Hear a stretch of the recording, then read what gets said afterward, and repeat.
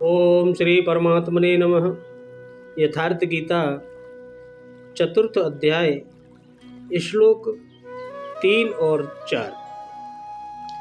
सैवावं मया ते अद्य योग प्रोक्त पुरातन भक्तो वशी मे सखा चेतिरस्यं होतु दुत्तमम्। अपरं भवतो जन्म परं जन्म विवस्वतः कमवेत द्विजानीया त्वमादो प्रोक्तवानिति।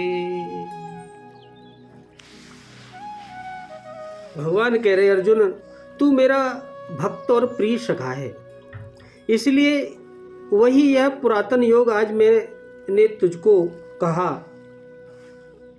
है, क्योंकि यह बड़ा ही उत्तम रहस्य अर्थात गुप्त रखने योग्य विषय यह किसी को नहीं बताना चाहिए। हर किसी को नहीं बताया जाता, गुप्त रखने योग्य विषय है।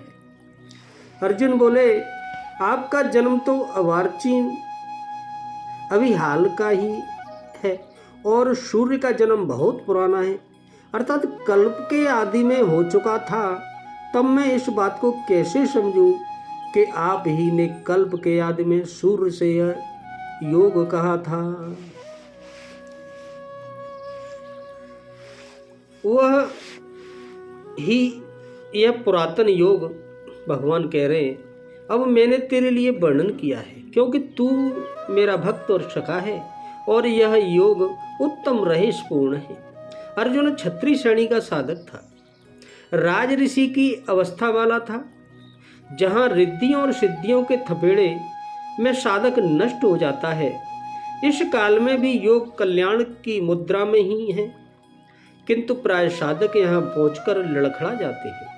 ऐसा अविनाशी किंतु रहस्यमय योग श्री कृष्ण ने अर्जुन से कहा, क्योंकि नष्ट होने की अवस्था में अर्जुन था ही। क्यों कहा? इसलिए कि तू मेरा भक्त है, अनन्य भाव से मेरे आश्रित है, प्रिय है, सखा है। जिस परमात्मा की हमें चाह है वह सद्गुरु परमात्मा आत्मा से अभिन्न होकर जब निर्देशन देने लगे तभी वास्तविक भजन आरंभ होता है। यहाँ प्रेरक की अवस्था में परमात्मा और सद्गुरु एक दूसरे के पर्याय है। जिस सतह पर हम खड़े हैं उसी सतह पर जब स्वयं प्रभु हृदय में उतर आए, रोकथाम करने लगें, डगमगाने पर संभालने लगें, तभी मन वश में हो जाता है। तुलसीदास ने कहा है, मन वश होए जब ही तब प्रेरक प्रभु बरजे। विनय पत्र का। जब तक इष्टदेव रथी होकर आत्मा से अभिन्न होकर प्रेरक के रूप में खड़े नहीं हो जाते, तब तक सही मात्रा में इस पथ में प्रवेश ही नहीं होता। वह साधक प्रत्याशी अवश्य है, लेकिन भजन उसके पास कहाँ है। पूज्य गुरुदेव भगवान कहा करते थे, हो हम कई बार नष्ट होते होते बच गए, भगवान ने ही बचा लिया। भगवान ने ऐसे समझाया, यह कहा। हमने पूछा, महाराज जी क्या भगवान भी बोलते हैं, बातचीत करते हैं? वे बोले, हाँ बिल्कुल बोलते हैं। भगवान ऐसे बतियावत हैं जैसे हम तुम बतियावत हैं। घंटों बतियाई और क्रम न टूटे। हमें उदासी हुई और आश्चर्य भी कि भगवान कैसे बोलते होंगे। यह तो बड़ी नई बात है। कुछ देर बाद महाराज जी बोले, काहे घबरावत हो, तोहू ते भगवान बतियावे हैं। अक्षर से सत्य था उनका कथन, और यही सख्य भाव है। सखा की तरह हुए निराकरण करते रहें, तभी इस नष्ट होने वाली स्थिति से साधक पार हो पाता है। बिना भगवान की कृपा के यह नहीं हो पाता। अभी तक योगेश्वर श्री कृष्ण ने किसी महापुरुष द्वारा योग का आरंभ, उसमें आने वाले व्यवधान और उनसे पार पाने का रास्ता बताया।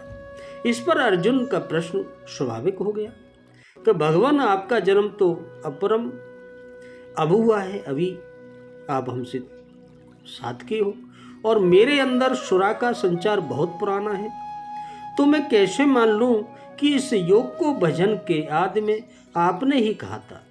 इस पर भगवान अब आगे बताएंगे। अभी तू मेरा भक्त और सखा है, इस कथन का क्या भाव है? इससे भगवान ने यह भाव दिखलाया है कि तुम मेरे चिरकाल से अनुगत भक्त और प्रिय सखा हो।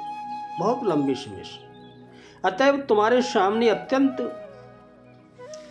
रहस्य की बात भी प्रकट कर दी जाती है।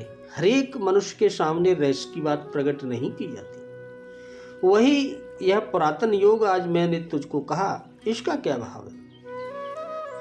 स एवं सह पुरातन, इन पदों के प्रयोग से इस योग की अनादिता सिद्ध की गई है। ते पद से अर्जुन के अधिकार का निरूपण किया गया और अध पद से इस योग के उपदेश का अवसर बतलाया गया है।